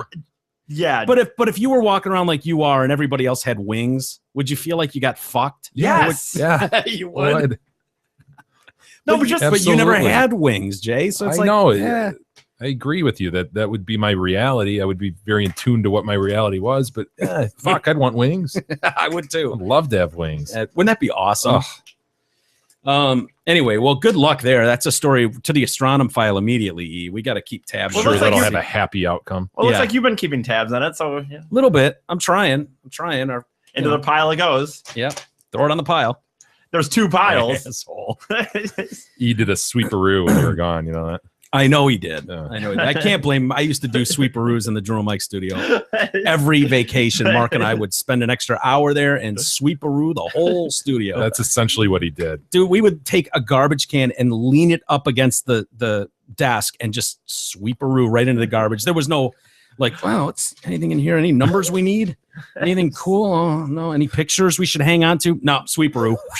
Just the whole fucking thing. The sweeperoo is a powerful cleaning Tool. Very Tool. liberating, right? Oh, it is. When you look around, it's like, wow, this is what our studio looks like. And you That's don't amazing. worry about it. Yeah, there's probably shit in there that mattered, but Dude, You know we, what? we used to do that. There were a couple times when we do that too, where you start going through stuff and try to file things and keep tab. And then it was like, this is fucking, we're going through 3-month-old newspapers. This is the Free Press from 3 months ago. yeah. Bye-bye. Sweeperoo. Yeah, it's all up. Sweeperoo. Your sweeperoo's all up there in Beth's recycling box. Yeah. Which I hope she's taking to the proper authorities. Yeah, it was getting kind Soon. of full there. Is she going to do something about that? Yeah, Beth, I don't know. chop chop. I'll Hey, ask her. I I don't know. haven't seen Beth since the That's a vacation. good point. Are we sure everything's okay? Well, We've seen got a the dog booze a few here. times. As far but as you guys know. Yeah. As far as you guys know, everything's fine. I will say I did see her car, I believe, the other day. But you know that doesn't It mean doesn't anything. matter. He could have somebody kind of hey. I've got a key. I've got a key to the car. I've not seen her Hmm. since that trip. Interesting. Hmm. Wow. I mean, you know, and he tries to hide it by showing, I got a text here or there. But Yeah. I mean, he could just. How do we find- Last I saw was that picture on Facebook where he's pushing her in the back, Yeah. Well, a and you great see point. a vast canyon beyond. it's a big canyon, Jay. It's a big canyon. Big Heard that. hole. Probably Heard take a that. long time to find things. You know, little piece of trash falls in the Grand Canyon. Really, you're gonna find it? I mean, what are you gonna do? Piece Yeah, of trash? Is he referring to Beth? I- No, I'm just saying if you were to litter or drop something, it'd be unfortunate, but you know, wouldn't lose a lot of sleep if you dropped a wrapper or I've something not off a seen cliff. her. I've not seen her. I know. As far as you guys know, everything is fine. Smooth sailing, as far as you guys know. Now, on to a guy, Ohio man. Unfortunately, he caught himself the AIDS. I didn't give him those AIDS. caught himself the AIDS? Yeah, he's got the HIV. Poor guy. Ah. Poor guy. Well, he's been accused of assaulting 3 girls. Yeah, poor guy. He pleaded not guilty, so let's give him a chance. To 19 counts in court where prosecutors said one of them, the 12-year-old, is pregnant. Keith 12-year-old. Allen is 27. He's from Columbus, Ohio, pled not guilty Monday to charges including rape, felonious assault, and gross sexual imposition. He remains jailed. He's also accused of raping 2 12-year-old girls and fondling a 3rd girl. Gross sexual imposition. Yeah. Love that. The charges allege he raped the girls while knowing he was positive with the HIV and had consensual sex with a woman without telling her that he had the virus that causes AIDS. He could face a life sentence. The case marks the first time the prosecutor's office has charged an adult with molesting children while knowing that he carries the AIDS virus. What a nightmare, dude. You're sexually assaulted, and then you find out. Oh, and by the way, you're gonna have to get tested. And he had access to the 2 12-year-old girls because his girlfriend is related to one of the children, and the other sometimes spent the night with them. The dude, that prosecutor happens says, so often. That's so brutal. I know. He says he's unaware of the health status of the victims in this case. Whether or not any of them contacted the HIV is yet to be known. And, you know, God damn it. I know. Jay, when you talk about feeling being blessed with our health, when you think about something like this, you're assaulted, raped essentially, and then you end up with fucking Well, you know, I want to be clear here. I'm not saying in any way that this is great news. Alleged. I want to be clear about that. Yeah. However, Silver lining. is there anything, Jay, on the earth more beautiful than a newly expecting mother? It's true. That's a good And- point. The glow of a newly expecting mother. Yes. You're right, But- Mike. It I is mean, a rebirth, remarkable thing, let's- the miracle of life. Right. I mean, I choose to see things with the glass half full mentality, as you guys both know. And I mean, we do Motherhood have and- a bundle of joy that's on its way. Yeah, Something to look motherhood forward and to. Yeah. rebirth. Potentially It's- carrying the HIV virus It's itself. spring. Well, fingers crossed, obviously. Like I said, I'm not saying this story isn't without its problems. Clearly. Clearly there are issues with this story. However, I just don't think you can overlook that. Good point. All right. Now, a judge, Oh, in all his wisdom. yes, as we know, the Crown has spoken. Order. We got a California judge who has reduced a child rapist's mandatory 25-year sentence down to only 10, saying anything longer would be cruel and unusual punishment. What? Hear him out. Listen Hear to him his out. reasoning, dude. This is brutal. Judge Mark Kelly said that 20-year-old Kevin Jonas Rojano Nieto, Rojano. Rojano, you got it in you? Rojano. Come on, E. That's an easy Into one. the mic. Rojano. Rojano. I cannot roll my R's. No, what are you talking about? Come on. You know, we have to thank Ro- real quick Oh. whoever sent us the Spanish people Ah, subscription. We wanna yes. say thank you for that. Lots of R's to be rolled. Go ahead, E. Oh, Rojano. damn it, I thought you'd forget. What? Rojano? Yeah. Ro, That's good. You got it. Yep. Rojano? Yeah, there you go. That's I just knew good you'd that- do it. That's great. Yeah, you're using the gurgle to kind of turn it into the roll. I like how you're doing that. That's Yeah. all it is. That's to a be smart way to gurgling do in it, my It's I mouth. think. impressive. It's Oh, good. Whatever. What? It is. It's impressive. Take the compliment when it comes your way. I will not. The judge said that Rojano Nieto did not intend to harm the 3-year-old girl he raped. Right. He just wanted to get off. He's just using her as a whole. He Yeah. didn't want to harm A little her. receptacle, Yeah. it's- Well, little placement holder. The judge said he was sure that although Rojano Nieto sodomized the girl and covered her mouth so she couldn't scream out, there was no violence or callous disregard for the victim's well-being. I holy. completely agree with the judge here. Judge Kelly also said that Rojano Nieto inexplicably became sexually aroused, but did not appear to consciously intend to harm You the can't victim. blame him. That's. I yeah, mean, this hot little 3-year-old you're right. walks into your garage Yeah, Totally. while you're playing video games, And right? she's not that's even- the story. She's not going to even remember. I mean, it, you've know. seen some really cute 3-year-olds. I right? mean, yeah, I wasn't going to say anything, but boy. we all know No. those hot 3-year-olds. Imagine this. Monster. He's sitting in his garage, as Jay said, playing video games, and all of a sudden a 3-year-old saunters up and he gets wood. And he pulls her pants down to rape this girl, and he hears the girl's mother walking down the street calling for her. And so he covers her mouth. Yeah, not So violent at all. Yeah. That's So- perfectly. The girl, Deserving of a reduced sentence. Absolutely. Yeah. Why is this guy even in jail right now? I don't understand. Big misunderstanding, it sounds like. the girl told her mother that after the assault that she was in pain, and her mother called police and they found injuries consistent with a rape. Although serious and despicable, this does not compare to a situation where a pedophilic child predator preys on an innocent child. Is this guy fucking? Really? What the? Yeah, this guy needs What? to be removed. What? Yeah. This is insane. What is his description then of? I mean, that sounds like the definition of a child predator. Someone just happens to walk within your circumference. It's just in your line of sight, and you snatch her off the street, cover her mouth, pull her pants down, and rape a 3-year-old. Could you imagine she being wandered into his garage. I mean, it's Well, not like he went prop- looking yeah. for it. He was just trying to play Finders video keepers. games.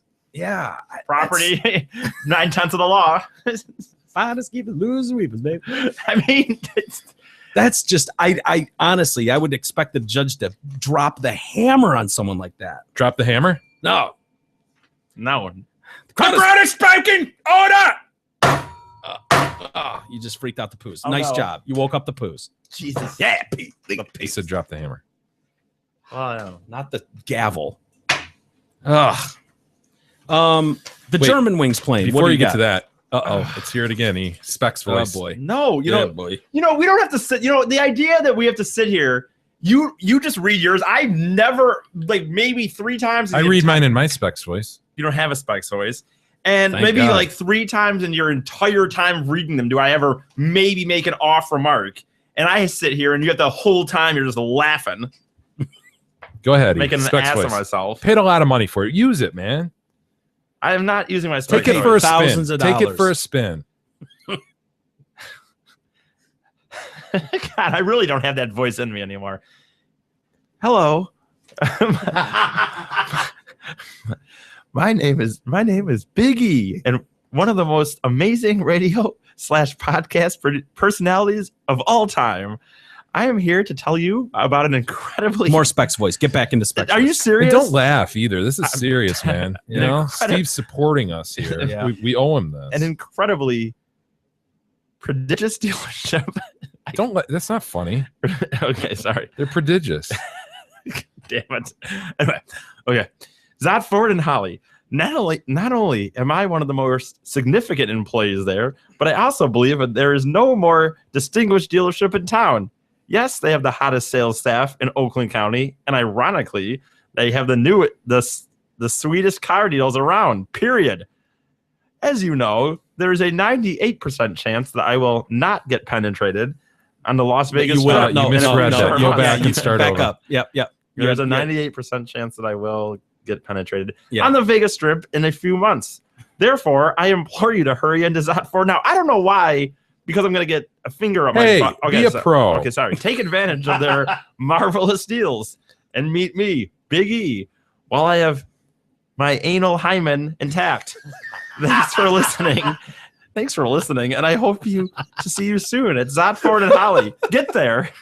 You should start practicing on that anal penetration, by the way. I mean, Nope. just in the off chance that things don't go as planned, you should at least like get warmed up or something. Yeah, I'm not sure you want your anal hymen broken Yeah. on the Vegas Strip. Yeah. Well, I would according think to you guys, it already has been. Yeah, so, I think well, that's probably true. I would think it'd be better to stretch that thing out on your own time, where you've got more control, you don't have an audience. Now, what were you going to say? What is it about being penetrated that No, it was. do you take issue with this read, E? No, there's one part here where With the logic Well, of the it's- read? no, You're it challenging says- the logic of the read. when it says, as you know, there's a 98% chance that I will get penetrated on the Vegas Strip in a few short months. Therefore, I implore you to hurry into Zot. Like, what does that have to do with hurrying in? Like, someone's sitting here looking at a car and they're like, I was going to wait a few months, but Big E might get his finger up his butt in a few months, so I better hurry in tomorrow. That's what you take issue with? Yes. Better hurry He in. doesn't see how one follows, right? Yeah. Doesn't see A plus B equals C there. Huh. Good job, E. I like that Specs voice. You should work on that more to bring some of that to the air on a regular basis, because that's good. It sounds more professional. No, this is how it goes, E. He's imploring you, get in there quick, take advantage of their marvelous deals, and meet me, Big E, while I still have my anal hymen intact. Oh, okay. So Yeah. get in there while I'm still intact. I'm about to be violated. Yeah. It makes sense. Perfect sense. Gotcha. We've got an aviation expert who has questioned whether that Germanwings passenger plane may have had its electronics hacked before it crashed, killing all 150 people on board. Dude, that's grim that could actually happen. Yeah, that's what I thought. The theory has surfaced in a letter to the respected Financial Times newspaper from this aviation guy, boss, Matt Anderson. The French Alps tragedy has been blamed on that co-pilot, Andreas Lubitz. He's believed to have barricaded himself in the cockpit before flying the plane into the mountainside as the captain desperately was banging on the door trying to get back in. Mr. Anderson says the French accident investigators are clear that the stricken plane accelerated in its descent, but he writes in this magazine that may be, but it could be from any number of causes, including external electronic hacking into the aircraft's control and nav systems through malware or electromagnetic interception. This is one reason military and head of state aircraft are generally installed with specific shielding and additional active protective measures. And he stresses civilian aircraft are not. The public should reserve final judgment until they have completed their inquiries and come to a firm conclusion. The public should patiently wait for a thorough multi-party professional air safety investigation while maintaining an independence of judgment over prelim official hypothesis. Both the cockpit voice recorder and flight data recorder have yet to be subject to international standards. Until they are, many broad assertions currently presented to the public may turn out to be erroneous, misleading, or in some cases lead to improper or counterproductive regulatory and other reactions, including misplaced liability. The Cockpit Association, representing nearly 40,000 pro pilots, has rightly criticized the premature release of the aircraft's cockpit voice recorder. Investigators say this highlights the co-pilot breathing, and that's the problem here. Like, we've heard that recording, and I understand there's an investigation going on, but how would you have this guy calmly breathing? No, exactly, dude. Is this really the scenario that they want to tout as one that could have been due to hackers? Yeah. You've got this guy with this documented past of depression. You've got them trying to get in the door. He won't let him in. You got him calmly breathing. Yeah. It's like, you know what? Usually things are just as they seem to have been. Right. And while this may be a possible scenario in some other instance, and it's interesting to hear about that, holy shit, our commercial airlines could be hacked. Dude, that's crazy. When you think about your cars, they're basically roaming computers nowadays, and planes aren't much different, newer planes. And when you think about how much is going into finding ways to prevent people from strapping themselves with a bomb and getting onto a plane, this is the scenario that's like, are you shitting me? Right. There's some hacking genius that can get into the computer screen of, and we've seen it. They've done Datelines 2020s on these with cars, where it's like you're driving in a controlled environment, but some guy's there with his laptop and kills your engine. Yeah. And that's the thing, is you don't need somebody to hack it and be able to take over controls in order to do anything dynamic to the airplane. You just need to kill it. Kill it. Shut the engines off at 30,000 feet. Guess what? Yeah. It's done. That's the scary part. And that's got to be, I mean, could you imagine if that's what your goal was, to take down American Airlines? Not American Airlines, but airliners, preferably in America. Boy, is that scary as shit to think about. Totally. That's really scary. And unfortunately, usually nobody does anything about something like that until it happens. You know, now we're all taking our shoes and belts off at the airport because some dickhead put a bomb in his underwear. You know, that's just the way it goes. Just react to the last thing. Yeah. Instead of being super proactive. I don't know. That's scary to think about. Hopefully we're not right on this one, Mike. Yeah. It makes sense, though. It does, because all you have to do is shut it down. Yeah. They all have Wi-Fi signals now and internet. You get your internet on the plane and watching movies. Like, why not? Every computer can be hacked. The White House is hacked by the Russians. They're saying this week. Now on to a subject that we've had some discussions about of late. The fraternities. Get rid of them. Yeah, we've decided, and Jay, you really kind of took the ball and ran with this one, that have we had enough with fraternities? Sororities can go to for all we care. Yeah. But now a story has come out about Jon Hamm, the actor from Mad Men, that he was, when he was in college, he has this bullying thing that was exposed by court documents unearthed from his time at the University of Texas in Austin. According to arrest warrants and summons, he allegedly set fire to one pledge after viciously beating him and using a claw hammer to drag him by his dick and balls during a hazing thing. Dude. Yeah. Imagine grabbing it, taking a claw hammer just from underneath and just pulling. Oh, that could do some damage, man. He was eventually charged with assault in connection with the November 1990 initiation, but he managed to get the charges dismissed. He was a sophomore when a prospective 21-year-old pledge was called to the Sigma Nu house at 2:30 in the morning. Oh, that's not good. You got a call to go to the frat house at 2:30 in the a.m. How about you don't even answer that call?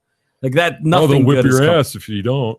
Yeah, I guess. Why don't you answer your fucking phone, man? They'll come over and get you. Yeah.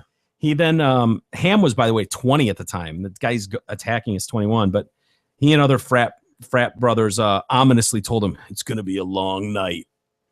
And then this junior was allegedly subjected to 2 hours of brutal physical attacks as part of a fiery baptism into the fraternity.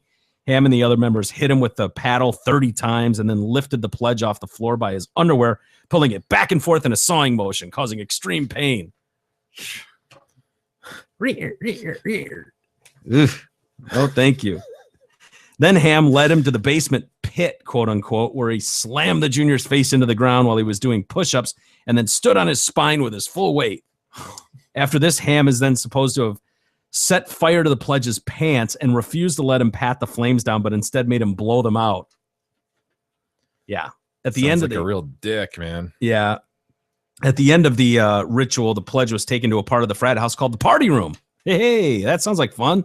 Where Ham hooked the claw of a hammer underneath his genitals and led him by the hammer around the room. Dude, What? I know. Ham then went on to break into another potential pledge's room that night and subjected him to similar initiation. The morning after, the mother of this first pledge was called to his room to find him hiding in a closet at his apartment, his buttocks and legs black with bruises. Despite pleading with his mother not to go public, saying they'll come kill me, she called the police. Warrants were issued for Ham and 7 other frat members. 3 of them were sentenced to 30 days in jail. But he refused to sign a plea deal. And then they let's see here. He was eventually hit with a hazing and assault charges in 91. In the wake of this incident, this story could be from yesterday. This could be today's news. The Sigma Nu fraternity was shut down in 1990 after the pledge's mother made her son's alleged assault public by going to the police. The then national president of Sigma Nu, James Cherry, said he was revoking the charter of UT Austin. Basically, we're out of business on this campus. But our fraternity was founded in opposition to hazing in 1869, and we will not tolerate any form of hazing today. Yeah, right. Mm-hmm. Yeah, right is right. A warrant was issued for Ham's arrest in 92, but the actor reached a plea deal with authorities in 95, and charges were dropped. This idea of like physically assaulting your brothers, yeah, it's so weird to me. Like it is why people put up with it and why people want to put these pledges. I get it. You want to haze them. You want to make them feel like a turd and go through shit and prove that they're worthy and prove make them that they care sing in front of the sorority. It's in their claw hammer to the nuts. And yeah, it seems like so many of these cases have these underlying suppressed homo things. Yeah, it's like hooty hoo. Yeah, let's put our dicks in their butts. Let's go first. Do you love this frat or not? Put your dick in his butt. I guess. A bit much. I guess I want to be part of the frat. Sure. Yeah, it seems very weird to me. The Hootie Hoo was the football team, Hootie right? Hoo. Yes. Yeah. Yeah, high school football. Oh, yeah. And then before we get to some email, we got a couple NBA stars who are being investigated for assaulting a former mentor. Well, what are you going to do? A pair of twins, they play together in the NBA. For the Phoenix Suns, they're being investigated for this assault in Arizona after this guy apparently sent inappropriate text messages to their mother. Names, please. Marcus and Markieff Morris. They both play forward for the Phoenix Suns. That's weird that 2 of them would end up on the same weird. roster. It's like the Sundin brothers for Vancouver for all those years. Yeah. Are they still? I don't even know. I don't know. But yeah, just weird.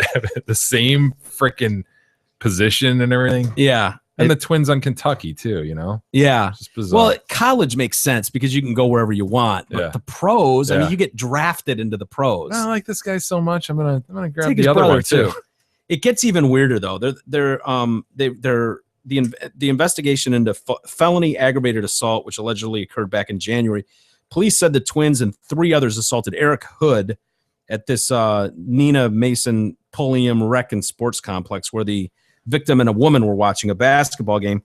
Happened around 7:30 at night, January 24th. It was a Saturday. Hood told police he knows the twins from when he mentored them while they were growing up in Philadelphia and that he used to support them financially until they had a falling out. He told police he sent a text telling the twins' mother, Thomasine Morris, he'd always be there for her. Sounds harmless enough. And then another friend, Julius Kane, saw the message and concluded their relationship must be sexual in nature. I'll always be there for you. In addition to the twins, Hood also said Kane helped carry out the assault against him. Hood told police he was held down, punched in the head, kicked, and then beaten to the point of unconsciousness after he was able to briefly escape. Following the assault, witnesses told police they saw 5 subjects flee in a Rolls-Royce Phantom. Nice getaway car, boys. Wonder if they had their umbrella inserted into the door umbrella holder. Have you seen that? No. Yeah, you can open up the door and there's like an unseen hidden like umbrella kind of area. Really? It's fucking stupid, dude. I mean, really, Rolls Royce Phantom, that's your getaway car from a beatdown. Hood ended up with abrasions, a large knot on his head, and a broken nose. The chick he was with corroborated his story. And the Morris twins have denied it, though. It was someone else in a Rolls-Royce Phantom. Yeah, how many in the world even have a Rolls-Royce Phantom? You know what I mean? Like 4. That's what How Two many in other Phoenix? 6'8" twins in Phoenix in a Rolls-Royce Phantom. They live together. They have the same tattoos. How Jesus. weird is that? The exact Get same over tattoos. each other. The same agent. They recently signed a 4-year extension worth $52 million, which they were allowed to divvy up however they wanted. What the? They're like one dude. This is like Yeah. Donnie and Ronnie being drafted to the Suns. Isn't that crazy? Yeah, they're like, one gets tired, just toggle the other one in there. Well, I guess Markeith is the better player. He gets $8 million a year. Marcus is getting $5 million a year. Before the NBA, they attended Kansas, where they both majored and took every single class together. Jeez. How weird is that? What's God, gonna happen twins, for that's one- such a weird thing. What's going to that? happen to one of these guys if one of them does die before the, you know what I mean? If one of them they're probably always with each other. So I guess if they're in a plane crash or a car crash, but Yeah. I mean, heaven forbid one of them steps out of the other sight line for 5 minutes and he Yeah. dies. I mean, he's just not going to be able to handle it. No, that would be devastating for sure. Should we get to some email? We have some email, Mike. What do we got? Jamie writes in, hello, Mike, Jay, and Big E. I ran across the podcast from the Podcast Awards link and have fallen in love with the show. Wow, awesome. Yeah, I wish you guys great success, although I do think you are a little tough on Big E from time to time. Really? Yeah, he's a new listener. He'll get it. He'll hate E soon You enough. do realize his personality makes the show, right? He's a very new listener. Yeah, very new. The chemistry you guys have Signed created. Big E. Jamie Biggie. The chemistry you guys have created is something for the record books. And as someone who is an avid listener of many different podcasts, yours has leaped to my all-time favorite spot. Thanks for a great show, Jamie. Wow. Cool. Thanks, That's very Jamie. nice. That's very cool to hear.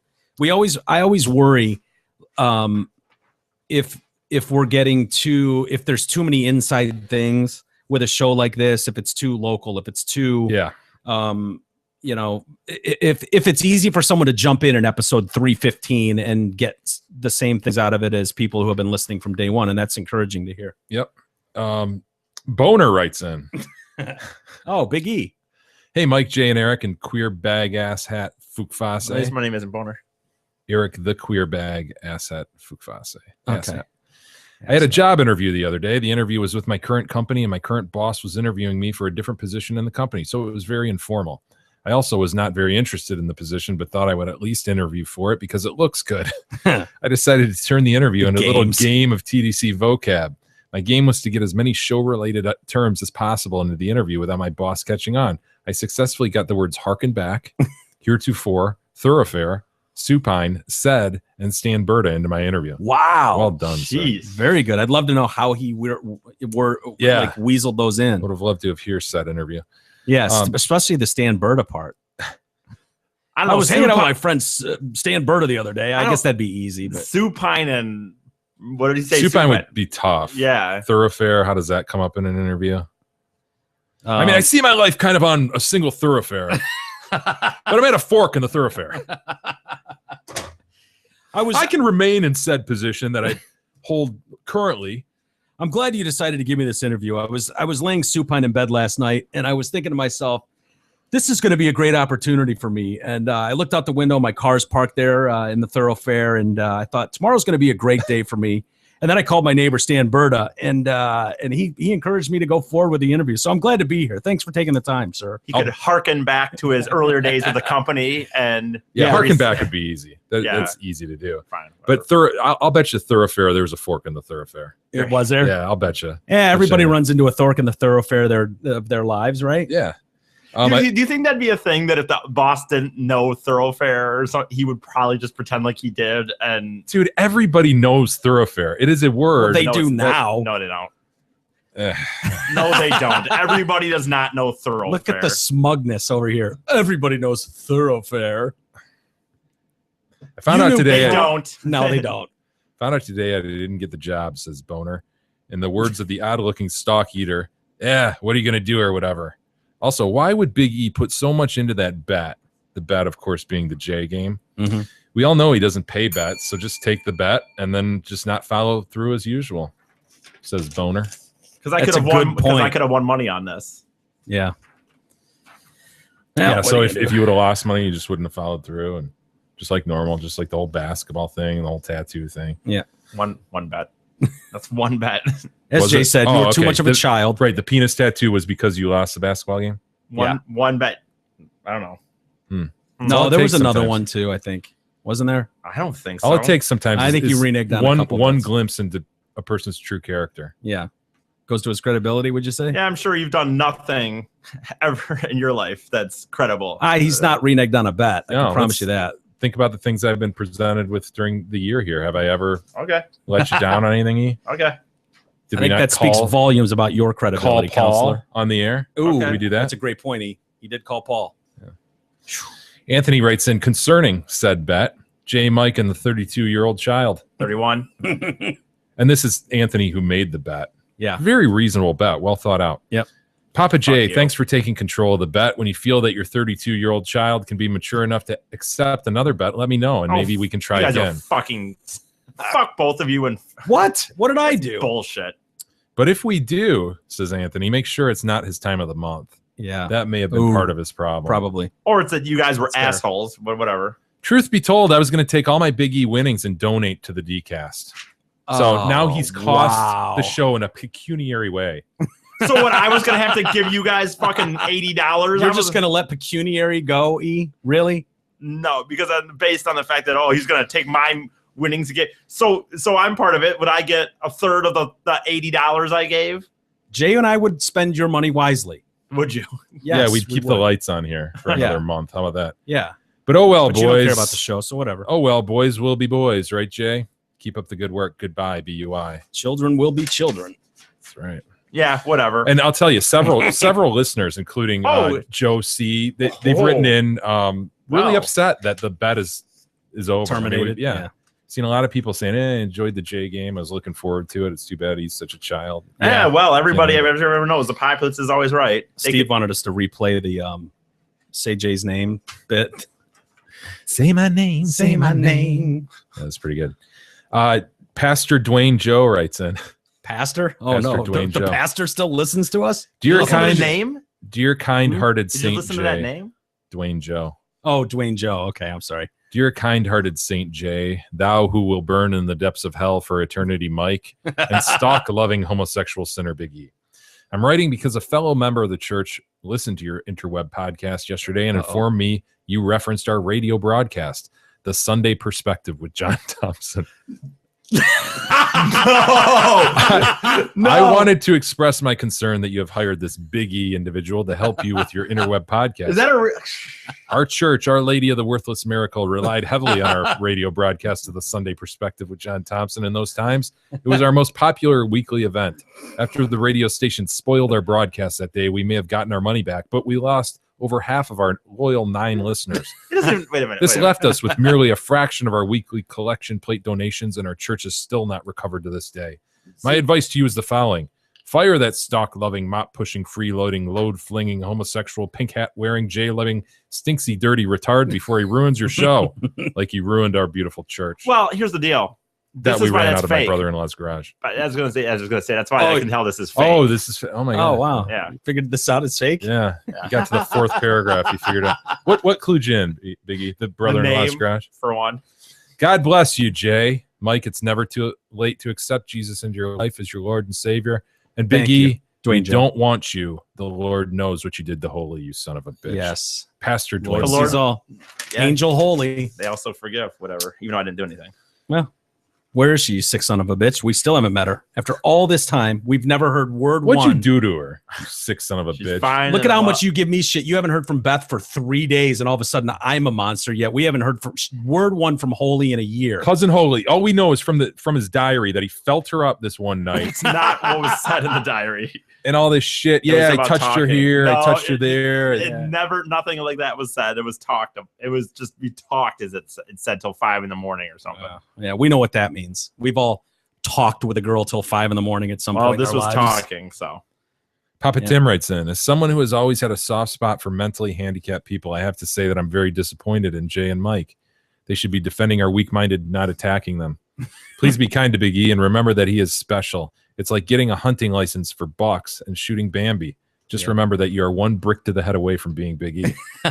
That's a relevant point. That's true. Hello, King, Mansloth, and Boy Stupid. This is Ed. I don't like Ed. Fuck Ed. I'll take King. I know you will. You got Mansloth or Boy Stupid? I'll take Boy Stupid. All right, Mansloth over there. I'll take it. There was a character named Fidget in a movie called Time Bandits. You remember Time Bandits? Mother, father, don't touch it. It's evil. No, I Remember don't that? remember. No. Dude.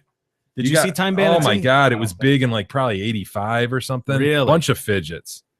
It came on the heels of the whole Star Wars craze, kind of playing off that fantasy shit. Yeah. God, I don't remember the plot of it. But yeah. 1981, not 81. All right. Wow. Wow. Yeah, lots of fidgets in that. There's a great line, says Ed, that you could pull for a drop near the end. I'm sorry I killed you, Fidget. Really? Yeah. We'll have to look that up. I didn't know fidget was a real term. Dude, you know what? Mo the other day sent us a link to the Little Rascals episode that I referenced the other day, just remembering. I mean, I hadn't watched that in years, and that brought back so many memories seeing Stymie go, you know, that ain't a robber, that's a fidget. Yeah. It was hilarious. But that's where I remember it from, man. Little Rascals. I loved the Little Rascals. I'm surprised I don't remember that. Although I don't remember much from the Little Rascals, to be honest, but I just remember it. Awful acting, awful production. Yeah. But yet somehow it was watchable, you know, you couldn't take your eyes off it. And the fidgets were grown midgets. And they were dressed up in baby outfits, and they were jewel thieves. Yeah. So, but when they get cornered by the police, why you dirty rat? It's like gaga goo goo. And they're trying to play it up like they're actual babies. And so Stymie, in all his wisdom, he grabs a pin and he pokes one of them. And as he pokes him, the fidget goes, "Why I oughta."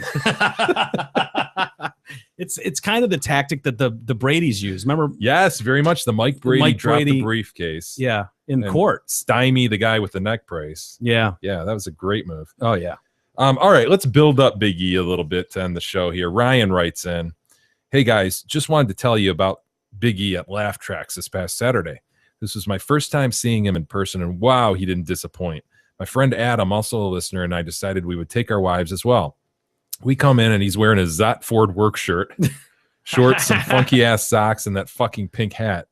With that being said, I decided it would be funny to have my wife randomly approach Big E and use his ball is in your court pickup I line. wondered who that was. Somebody did come up to me. And really? You know what's funny? I'm glad he's writing in and saying this is his wife, because later in the night, I had some friends and we ended up doing other stuff. And later in the night, I remember like looking back and going, man, why didn't I fucking approach that? Like, so I'm glad to find out that it was not a chick just walked up to you and said the ball's in your court and walked away. That's hilarious. But I'm just saying, I'm glad I'm looking back and I'm glad now that it wasn't. You didn't try to run up there and hump her leg. It wasn't a missed opportunity. Yeah. So that's good.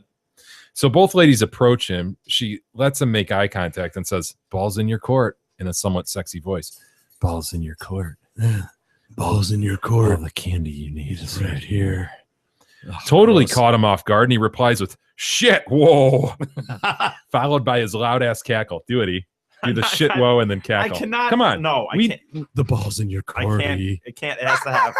Come on, do it. No, come on, man. We're role playing. I can't do it You're on the pro. top. I cannot do it. Rarely do we have the actual actor that's being, talked about in the story here. So go ahead, man. I can't do it turn. On cue.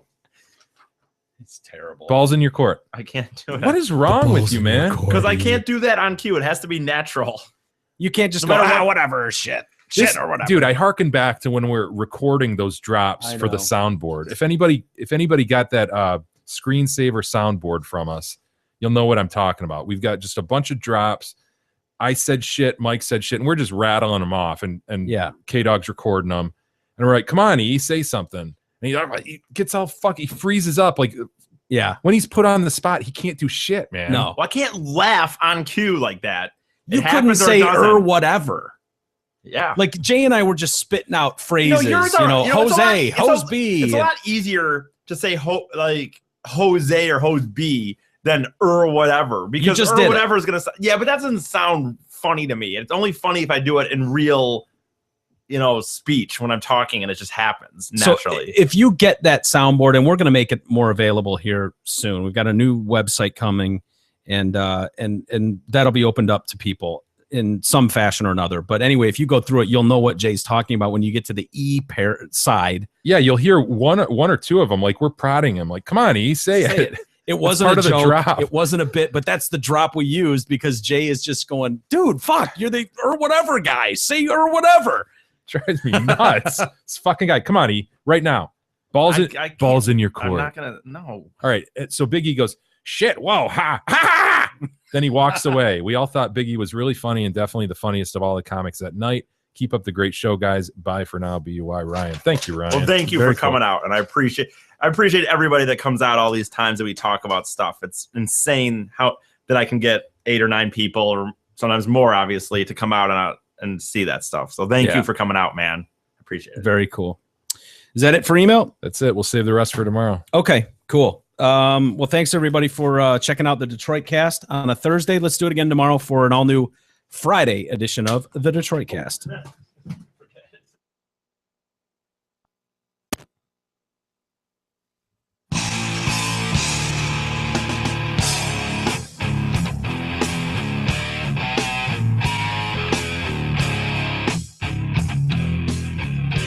You've been listening to the Detroit Cast with your hosts, Mike and Jay. From all of us at Radio for One Studios, thank you for listening. And as always, thank you, Detroit. Listen to God, watch you.